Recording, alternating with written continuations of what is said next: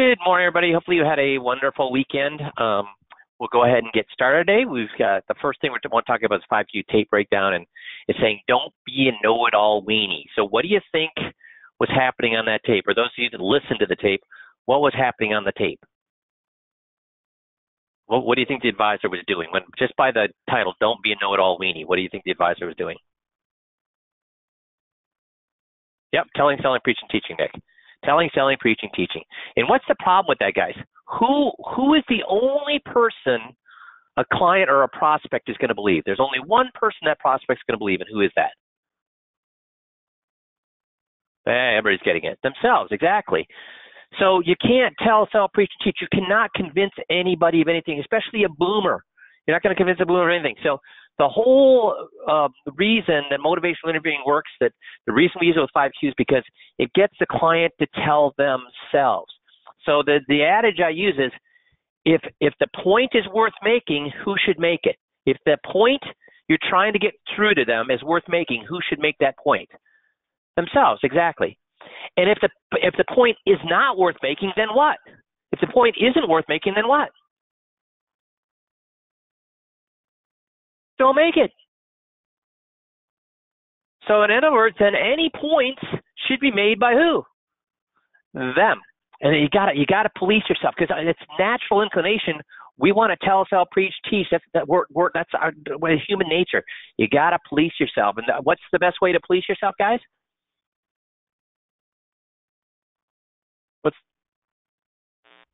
Tapes is right, but 15-minute drill. That's right, John, Kevin, Nick. Yep, 15-minute drill. Cool. So let's get on to what want to talk about today. Times are changing, and it's a new way of doing business. And I've been against video conferencing, video online meetings, just because the people we want to talk to aren't comfortable with it. But times have changed. How many now boomers have used Zoom in the last 2 or 3 months, do you think? A few or most? Yeah, most. So guess what we need to get very good at then? Because a lot of people are going to, do people like to be in traffic? Do you have clients who are reticent to come see you because of traffic, and they're like, oh, I can't come during that day because or it's a long ways away? I mean, do we all have clients like that? So now the things have changed. Business has changed, and we're going to now start meeting people online, both clients and, if things go well, prospects, which makes it a lot more efficient for them. It makes it a lot more efficient for you. So we do have some marketing that has started to get some traction, which is, as it gets more traction, we will let you know and get it out to you as quickly as possible. So that is the direction we're going to have to go over the next 12 to 18 months until they get a vaccine, or we get most people that have already had COVID or whatever. So how good do we need to get then at doing online marketing or online meetings? We have to get really, really good at it, really, really good at it. So that's what I want to talk about today. How do we get good at having online meetings? And I mean, again, the reason why, according to Forbes, 81% of executives at companies with 500 or more employees said video conferencing strengthens customer relationships. So this was even before COVID, that executives at large companies already knew that video conferencing structured relationships. So what we want to go through today is some do's and don'ts of online meetings. So the first thing is you got to get comfortable. So how do you get comfortable with the technology? How do you get comfortable with anything? How do you get comfortable when you get a new boat? How do you get comfortable with a new boat? Yeah. Practice, practice, practice, practice. So there are all sorts of video tutorials on how to get good with Zoom.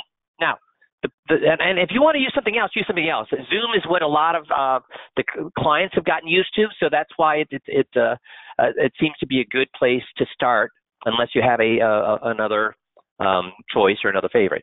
So can you just watch videos? No. What does practice mean? Watching, if you're going to get better at a golf swing, do you just watch videos on golf swings? What do you have to go out and do? Do it, do it, do it, do it, do it. Exactly. So do it a lot with friends. Do it a lot with family. Make excuses to use it backwards and forwards, so that and because what you want to happen is a problem. Why do you want a problem to happen on Zoom when you're with a friend or family? So you're able to roll with it and get it fixed live. So yeah, and obviously friends, family aren't going to care, and you want problems to happen so you can experience all the problems with friends and family where everybody's going to be very forgiving about the misuse of technology or the clumsiness with technology, so that when you get that good, if it happens with a client, you can fix it immediately. And if something happens with Zoom and you can fix it immediately in front of a client, what does that tell the client about you? Kind of like writing upside down. What's it tell a client about you? Your experience, and you're good at what you do. Exactly right. So one of the things you're going to want to do is raise your laptop to eye level. Raise your laptop to eye level. So how can you do that? Well, there's lots of laptop or a computer screen thing that will, mechanisms that will raise or lower it. If you don't want to spend money, what can you do? Books. That's right, Glad. If you don't want to spend money, you just use books. Yeah, that's right, John. But this is an important thing to do. Otherwise, you're going to have you're going to look weird. Create your own background. Now, you can either create a background with Zoom, allows you to create backgrounds. There's good things about that, and there's bad things about that. But you got to experiment and make sure you find the right one and then use it every single time, because I've seen it done very, very well, and I've seen it done terribly. But what you don't want is this. On the left-hand side here, you can't have stuff going on in the background. So what's some bad things that are going on in the background? Not with this picture, but what do you not want to happen in your background? Distractions, chaos, distraction, yep. Also, make sure, kids running around, but also make sure that what you have back there are things that you want people to see. So the funny thing they've noticed with all these news reporters doing their and talking heads doing their things on doing their talks or whatever at their home, what do people? Yeah, be careful with art. That's right, Mark. And you also bring up, David and Mark also bring up books. It's become, guess where I look every time I see a talking head and they're talking in front of a bookshelf. Guess what I'm doing? I'm reading the book. I'm reading the titles of the books. So be careful on the titles of the books that you have behind you if you're going to do that. Do you want anything that's political? No, not having to political. So when in my office, when I was seeing clients in my office, I had 2 bookcases. Guess what they were filled with? Guess what those bookcases were filled with? Yes, financial books. Did I have any of my marketing books in my office? No. So what did it say to them when they saw about 75 financial books? Without me saying a single thing, what does it tell them? Yeah, that I'm on the ball, David. I know I'm professional, right, Gerard or Jerry? So those are it tells people without you bragging that you know what the heck you're talking about. Now, to be honest with you, those 75 books, I probably only read about 50 of them. There's about 25 in there that I had not read. But guess where I got those books? Some of them were brand new, but I mean, if I bought all of those books brand new, I mean, we're talking about thousands of dollars of interested. So yeah, I got them at those bookstores that sell books cheap, library sales, Mark. Yeah, I did that. Goodwill and Salvation Army have book places. So I just looked to fill my bookshelves full of, and I did buy an awful lot of books. The books that I really wanted to read, I went ahead and bought them. But other ones I had, basically for theater on the bookshelf. So that's kind of what you want behind you. Or, you can actually make a backdrop. There's lots of companies now making backdrops for people. But make sure you have a good background and make sure you're going through your background with a fine-tooth comb. And you should, every time you do a video conference, you should do it at a different place or the same place every time, so you're not constantly having to police yourself. Same place every single time. Make sense? Also, lighting is so huge. Lighting is so huge to have good lighting. And look at this, $41 to get a little ring to put on top of to give your give you, because what's it say about you if the lighting's not good and it's shaded or too bright, or one side of your face is in shade and one is bright? What's it say? Yeah, it says you're cheap. It says you're unprofessional. And pretty soon they spend more time wondering about the lighting than they do listening to you. So there are lots of, if you've got a great window with daylight, of course do you want the bright light behind you, or you want the bright light in front of you? In front of us. So experiment, find the best lighting. The nice thing about having a light, though, is if you're using natural light, is that the same at all times of the day? Now, getting like this ring lighting, is that the same every time she turns it on? Same thing. So that's the nice thing. See, with online meetings, you want consistency, and you want to be worried about it every time you do it, or you just want to be able to flip on the meeting and you're good to go. You want consistency, so it's just so easy for you to do.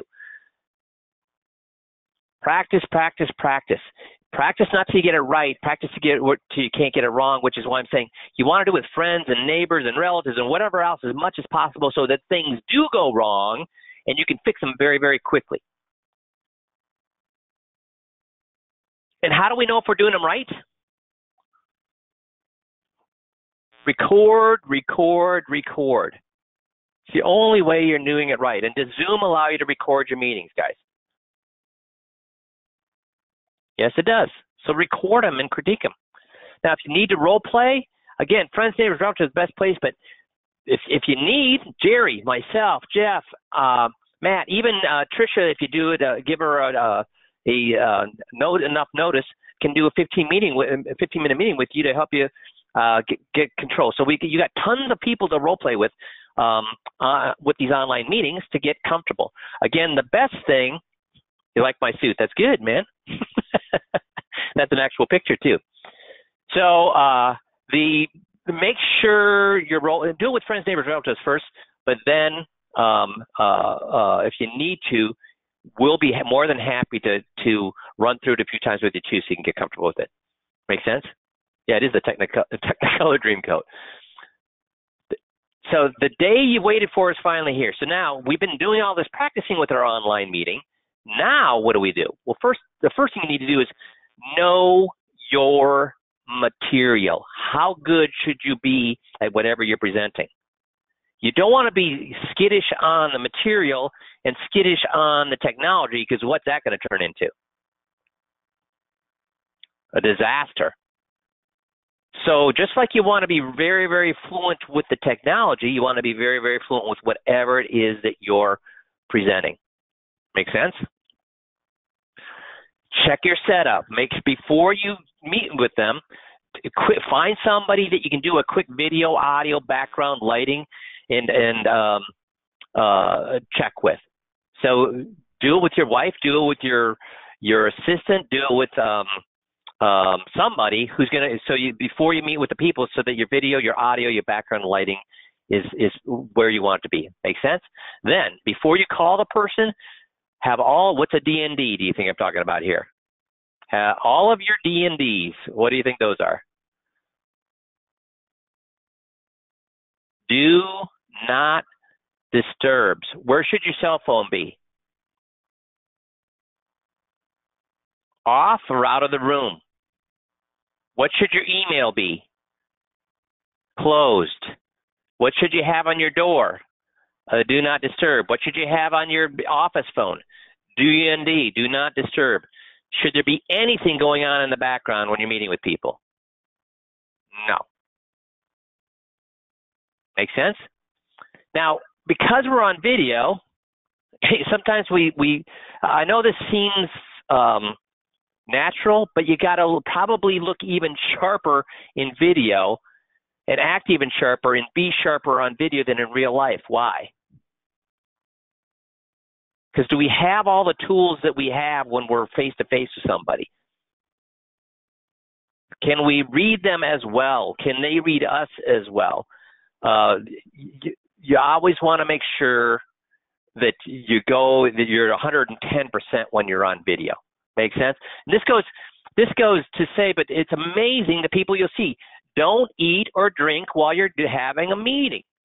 No coffee, no water. Hydrate before you meet with them. Okay? No food, no. Well, I know that it seems simple, but it's amazing what I've seen guys do. Don't do that. Be personable. Be personable. So when you're on with them, you want to make sure they're having a good day. You want to make sure, because again, I'm not a big fan of this when you're meeting with people one-on-one. But because we're not meeting with them one-on-one, because we're meeting with them online, which is already not personable, I'm going to go a little extra mile to make sure I'm being personal, that I'm smiling, that I'm making sure they're having a good day, ask them if they're familiar with the technology. I always make sure that you're coming across as a human being, okay? And you got to bring energy. You got to be happy, be animated. Again, you don't want to go crazy, but you got to be 10% more energy than when you're one-on-one. 10% more positiveness when you are one-on-one. You have to be 10% a little bit higher when you're online than with real people. Because and how much should you smile when you're online?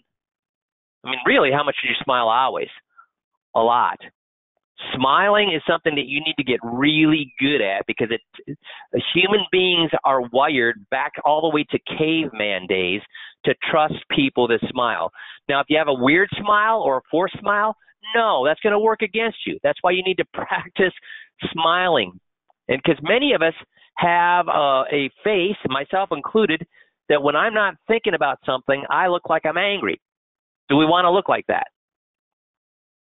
No. And some people have that. So you got to make sure that you're cognizant of how your resting face is and what you're doing when you're with when you're online. Make sense? John's saying a special type of microphone used instead of the computer microphone. Yeah, I mean, if you can afford that, sure. But and again, how will you know whether you need that, John? How would you know if you need that? Yeah, you just test it. Yep. You just try it and see if it works well. No problemo. I mean, mine works just fine. And really, to be honest with you, do I want some sort of a podcasting mic in front of me when I'm talking to them? No. So test it, and if it's fine, it's fine. If it's not fine, then yeah, you're going to have to use some technology to get it fixed. Make sure that the client is comfortable with Zoom. So that's one of the first things you want to do, is make sure that, hey, have you used it before? Any questions, concerns, blah, blah, blah. Let them know that you're concerned about them having a good, you don't want them worrying about what's going on. So make sure they're comfortable with it. And here, and you got to make sure that you have good body language. Excuse me, I'm going to sneeze here.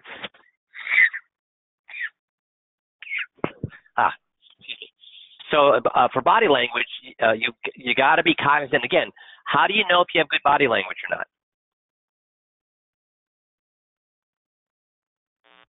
Test, record, look, evaluate. Okay. Think of yourself as an actor, and the video conference platform is your stage. If you'd like to become across as amiable and sincere, I mean, you want to become across amiable, sincere, avoid aggressive facial cues such as frowning, sneering, blank stares, and yawning. How do you know if you're doing that? Have you ever met somebody who had a little cough, guys, and it bugs the crap out of you because they always have this little cough, little cough, little cough? And do they even know that they're coughing? No clue. So you gotta watch the video to see. That's right, Kevin. So you got to see if how you appear when you're doing these video conferencing. The perfect facial expressions for coming across as positive video would include a moderate smile with slightly raised eyebrows. By slightly raising your eyebrows, it will widen your eyes, and you come across as less aggressive and more susceptible to receiving a message. So you want to make sure you have this is also what this is saying. This is what you're looking for in buyers, but guess what buyers are looking for? The same thing that you're looking for. Yeah, same thing, exactly. Make sense? A mirror behind the camera. Possibly, but the screen's really going to be in your way, so you won't be able to see the mirror. Because where are you supposed to be? Well, we're going to get to this, but we'll jump ahead. Where do you need to be looking? This is a weird thing. It's harder than heck for me. Where do you need to be looking when you're doing video conferencing? At yourself or at the camera? Yeah, straight at the camera, Michael. To appear more attentive through body language, even if you're bored out of your skull, you should lean your shoulders slightly forward toward the camera. It's important to sit up tall in your chair. Don't look like you're slumped. And if you lean away from the camera, it's exaggerated. So if you lean away from the camera, it's exaggerated. And what's that telling the person or cueing, even though it's not true, but what does that person assume when you're leaning back and it looks like you're like relaxing? What's it tell them? You're bored, uninterested, withdrawing. Exactly right. That's exactly what it tells it. So what does Keith say? I've used this. Easier than Zoom, no setup, downloads.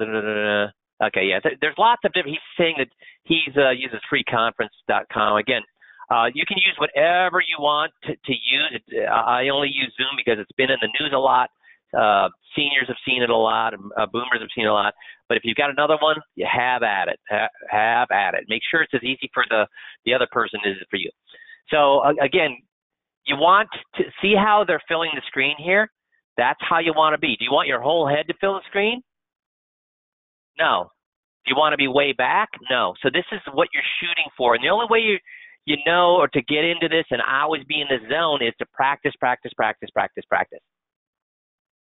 And you got to look at the camera. That's the hardest thing. That's why you're not going to really know what kind of facial features you have. Are you? How are you going to know what kind of facial features you have? After the fact. You got to record yourself and then check on how you look after the fact. Okay? And then that's why the more you do this, the better off you're going to be. And then you got to follow up. After you have a video conference, I always follow up with an email with a synopsis of what was covered. I always follow up with an email with a synopsis of what you covered. Make sense? Now, can we use it for coaching calls? What is that? What do you mean, Mark? Can we use it for coaching calls? Use Zoom for your calls with us? Is that what you're asking? I would guess so. Yeah, I would think that would be a possibility.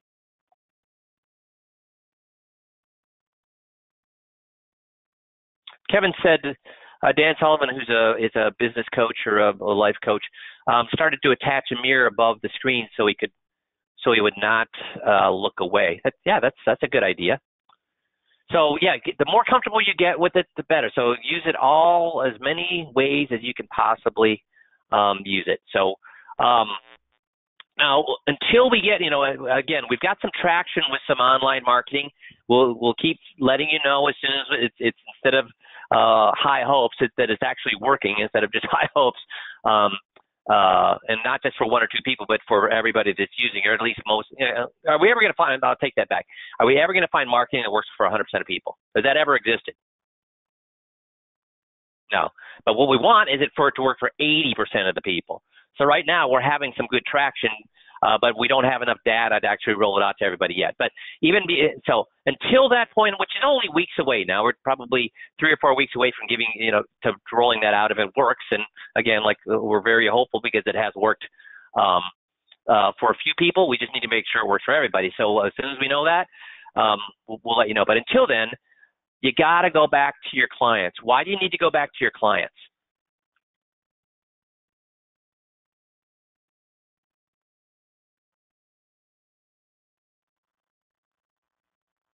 Glad's got it. Good job.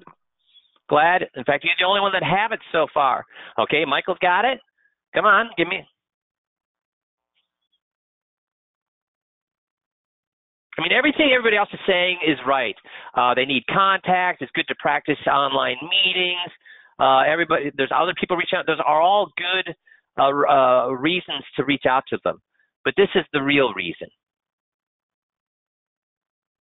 Dudes, you're going to get referrals. How many of you are an expert at the 2-minute referral script? So I want everybody to answer this question. Why does our referral script work? Why does our referral script work? What's different about our referral script than everybody else's? Who do they help with our referral script? Very good, Glad. Awesome. Everybody's getting it. Tom, John, Kevin, Michael, you're all getting it. Yeah. Nick, Gary, yeah, Gerard. That's right. You're all getting it's. Oh no, Gerard. That's what I was looking for. Gerard saying it helps their relatives and their friends.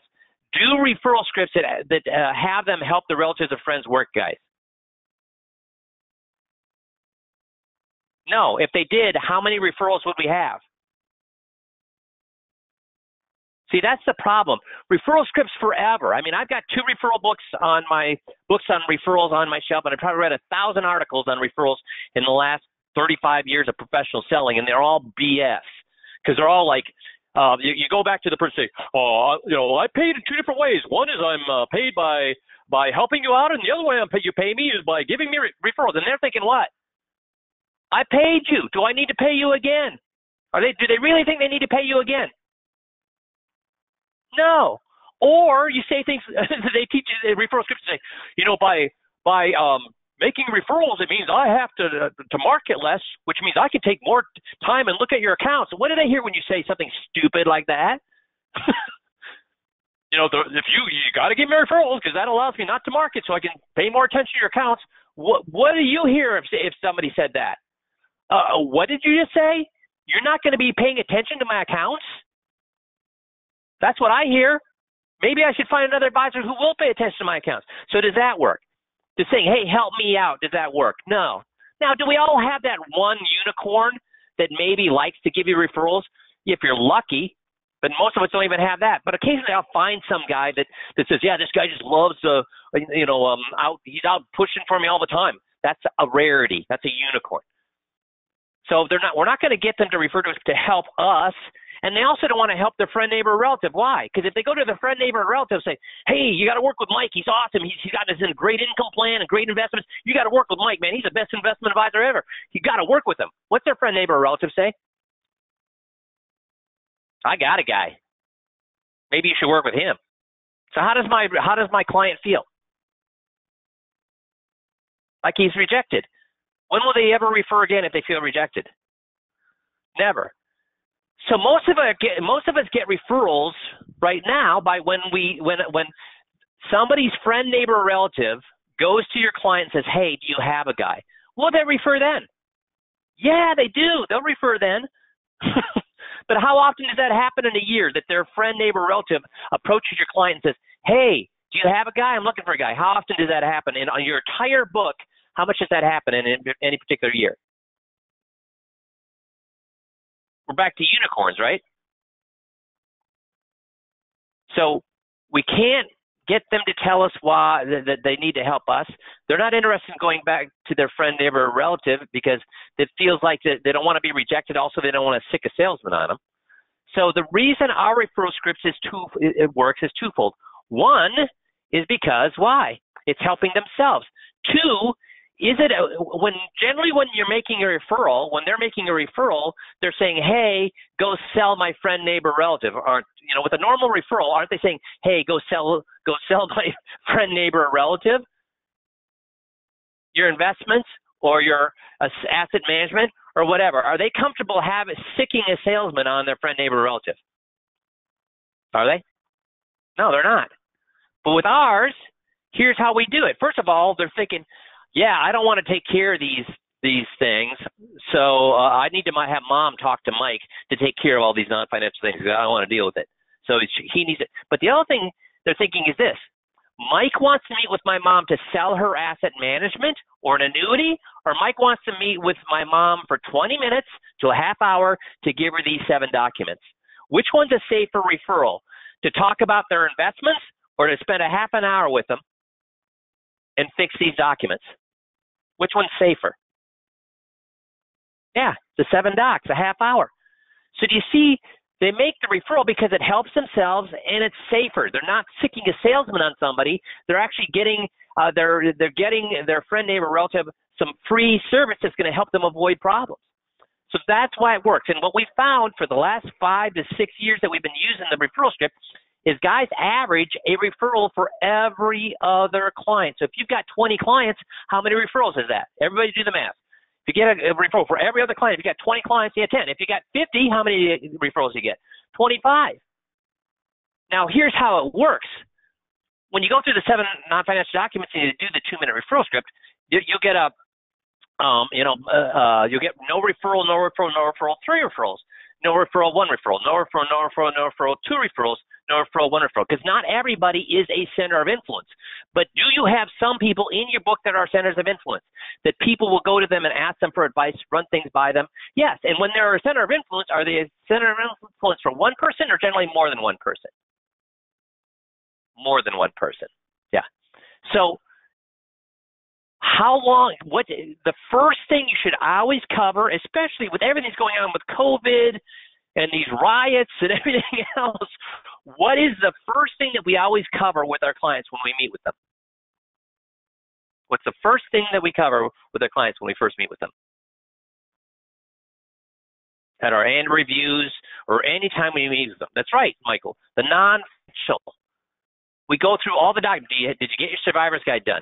If they've got it done, you say, how long has it been since you've looked at it? Then you go, power of attorney. Hey, and guys, we talked about this about 6 months ago. If your clients have not updated their power of attorney document, is it working anymore? The Social Security document that we help you with, is it working anymore? No, because they changed it 6 months ago. So you need to what? That's a great reason to meet with people again. And can you do that online? Can you show them the document online and email it to them? Yeah. So every time you use it, you want to be going through the non-financial stuff. And then as soon as you do the non-financial stuff, that's when you roll into the referral script. Make sense? So if you have not met with your clients in the last, since basically March with the whole COVID stuff going on, which is when it really started, if you have not met with your clients since March, what should you be doing with every single one of your clients? Going back, doing a Zoom meeting, covering the 7 non-financial documents, and doing the referral script. And guess what you're going to magically find? All sorts of new business. Make sense? So you've got about a month before we're going to give you an idea of whether our couple of experiments on the marketing is working. So what should you be doing in that month? Well, number 1, you should be practicing your Zoom. Number 2 is you should be learning the new FIA bond script. Learn the new FIA bond script, because that's going to be used in either the marketing that we're experimenting with now. That's the one you're going to use, not the old FIA script, but the new FIA bond script. You got to be good at that. So you should be working on that. You should be recording your Zooms and doing that. You should be doing your 15-minute drill, and you should be making appointments and reviewing all the 7 non-financial documents with your clients, because it's the right thing to do for them, and it's going to make you a ton of money while we're getting the traction with the marketing. Make sense? Does that make sense, everybody? Good.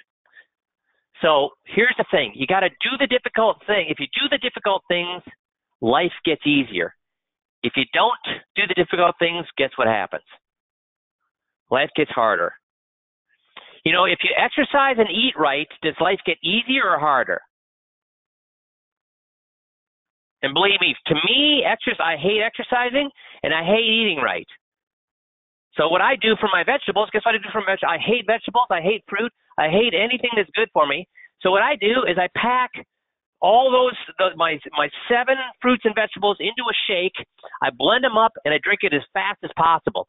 That's right, I drink it, John. I drink it. Because at dinner, I don't have vegetables. I eat fresh vegetables in my drink where I can slam it down, but I don't have it on my dinner plate. When I'm eating dinner, I want meat and I want potatoes, and that's what I want.